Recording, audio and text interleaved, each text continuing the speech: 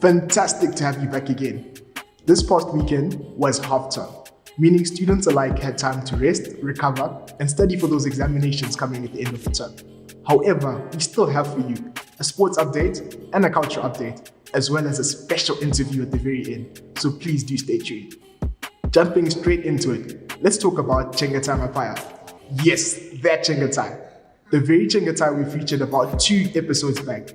He has done it again with a mind-boggling feat of 17.26 meters, obliterating the Texas Christian University record and thus qualifying for the World Championships. Congratulations, Chengetai. Also in show, we have to talk about Stephanie Mavunga.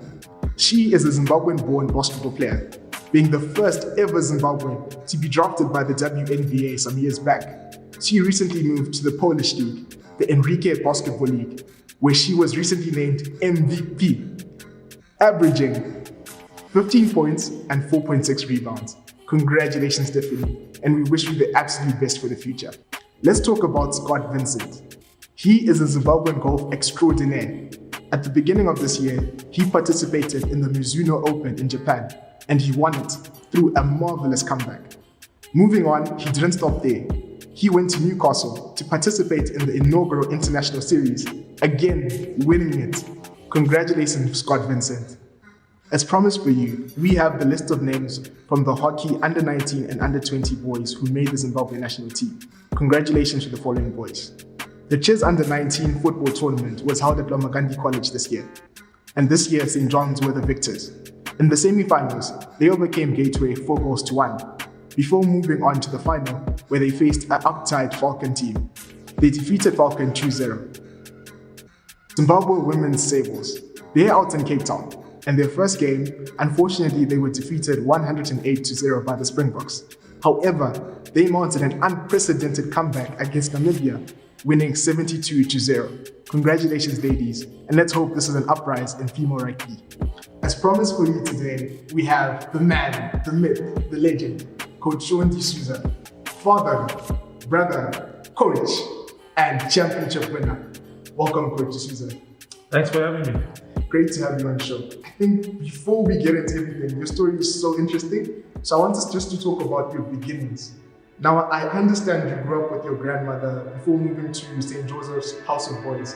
And how did that play a part into the man you become today? I think St. Joseph was a good foundation for me. I was just fortunate or unfortunate, and that's the route that life took me. But yeah, everyone has a journey, and that's where my humble beginnings started. That's very interesting. And you moving from Moffat Primary School to Prince Edward, I understand you were an all-rounder, as in you went automatically in rugby. You were, I believe, a hockey player, a soccer goalkeeper. How did you then settle your mind on rugby? Yeah, that's an interesting one. Primary school, Moffat was good. It was an all-around school. At that stage, when I was in primary school, we engaged with Harare Teachers Training College. They came in and did a program with the school to develop hockey players. And yeah, that's when I took a keen liking into the sport.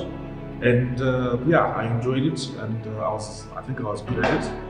I was an athlete at that stage. I was a sprinter already at primary school. As big as I was a high jumper, a long jumper. So yeah, it was interesting. Moffat was a good foundation. Fortunate in my path at St. Joseph, Clive Barnes was on the board of the institution, and that's how I just ended up at Prince Edward, which was an opportunity for me. And life at Prince Edward, I understand, was it just you were talented, or did you have to put in the hours to work? How did you go about doing that? Interesting. Prince Edward, it's a hub of athletes. You get into that environment, you just want to go.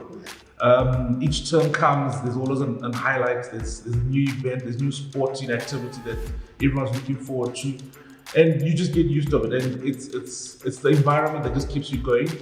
And you don't realize it in the beginning, but when you look back, you're like, you reflect and you're like, wow, it's the vibes that are in the environment, in the institution, that just keep you going, and you move from one term to the next, and then when you look back, you're like, wow, I've achieved so much.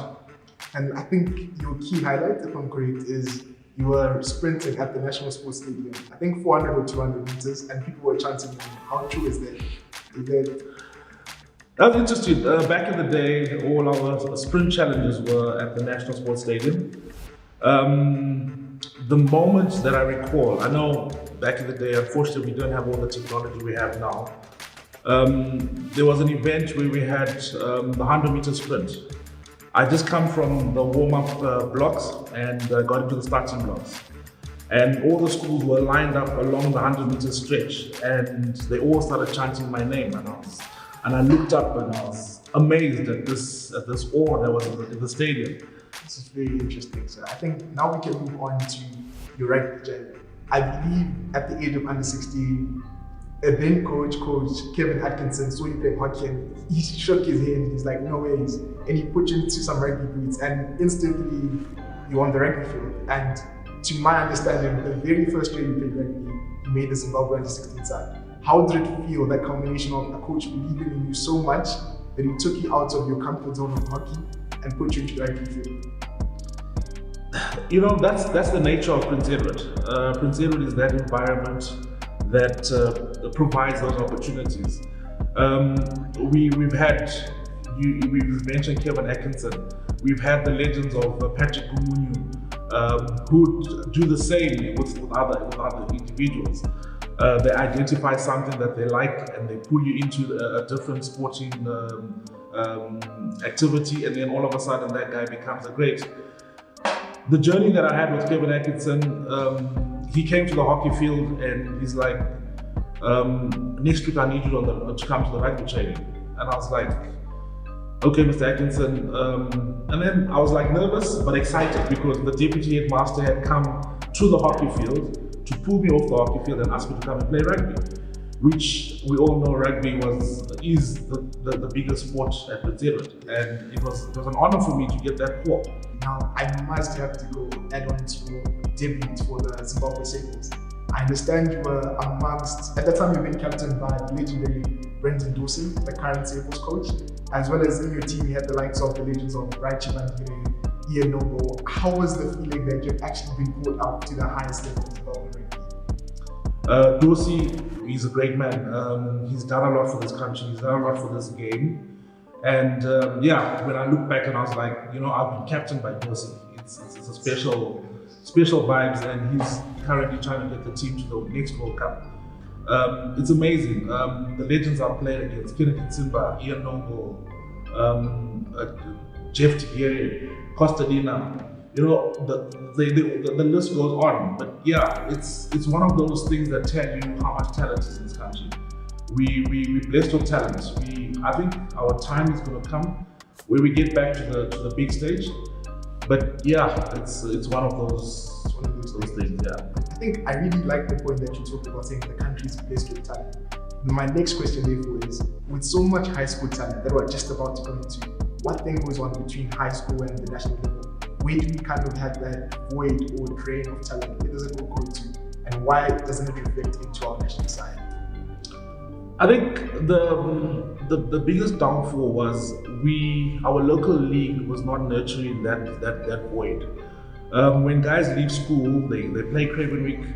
The under-20 setups were not that doing well, and guys weren't keen to come back and play for the under-20 sides. What we don't realize is the numbers that leave the country for university opportunities. Our biggest concern at the moment is how we retain those guys coming back from varsity, how we keep comms with those people that are playing first team varsities wherever they are in the world.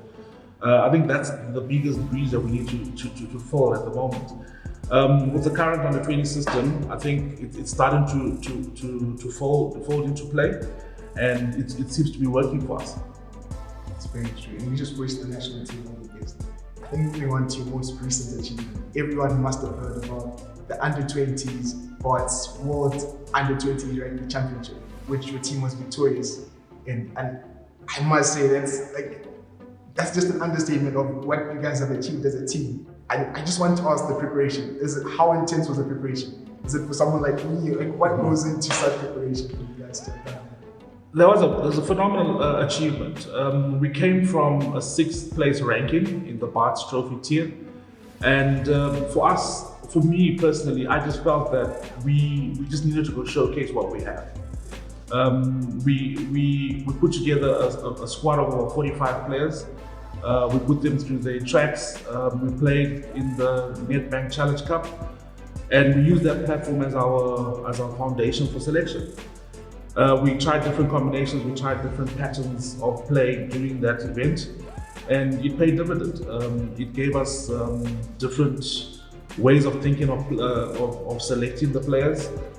It showed us which players could withstand the pressure, and yeah, it gave us a good pool of players that we carried to the Barts Trophy. And was there a point along the journey where you felt that, you know what, we can actually go all the way and win this? Was there a turning point somewhere, maybe group stages or somewhere where you're like, we can do this? Not to be pompous, but I think during the Nedbank Challenge, we didn't win all our games, but I think the challenge that we placed against some of our big local teams, for me, that showed me that the boys had grit. The boys had what it needed to go and compete at the Barts Trophy.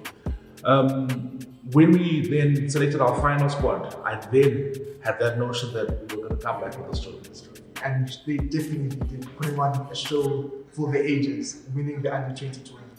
And now just a follow-up question, what does it now mean? Does it mean the team, are they just victors, or does it qualify them for anything else? Because the World Trophy events were all on hold due to COVID, we are fortunate that we've qualified for the Junior World Trophy. And World Rugby has just invited Zimbabwe to the Canadian International Series as a preparational event for the Junior World Trophies next year. We've been placed in a pool with Chile, Uruguay, and the host Canada. And I wish you all the best. When do they commence? Is it? This event starts on the 9th of August to the 24th of August. We've announced a 61-man squad, 31 forwards and 30 backs.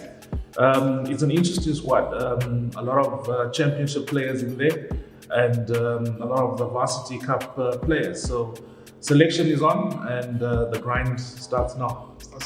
And I think it's real fast. People always intrigued to find out, how do you go about selecting? If you could just, in a nutshell, explain to me the selection process. I have a selection criteria, positional based, and that's what I work on. I look at your position, your size, your skill sets in those positions, and then ultimately your X factor. Do I qualify? Height and weight? No.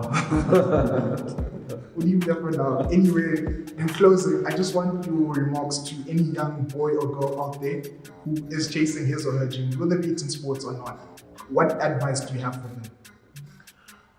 The advice I'll give is, it is tough. It is not easy. No road is carved in stone. Put your mind to it and back yourself. Again, thank you so much, Coach Souza, for coming through, and all those who are still watching, thank you so much for your support. We'll continue to showcase what Coach Souza does with the Zim team, as well as the other rugby in the nation. Thank you so much. Thanks for having me. We've come to the end of another jam-packed episode. As always, remember to like, subscribe, and comment below. Keep your head up, keep your heart strong, and keep on shining in your own light.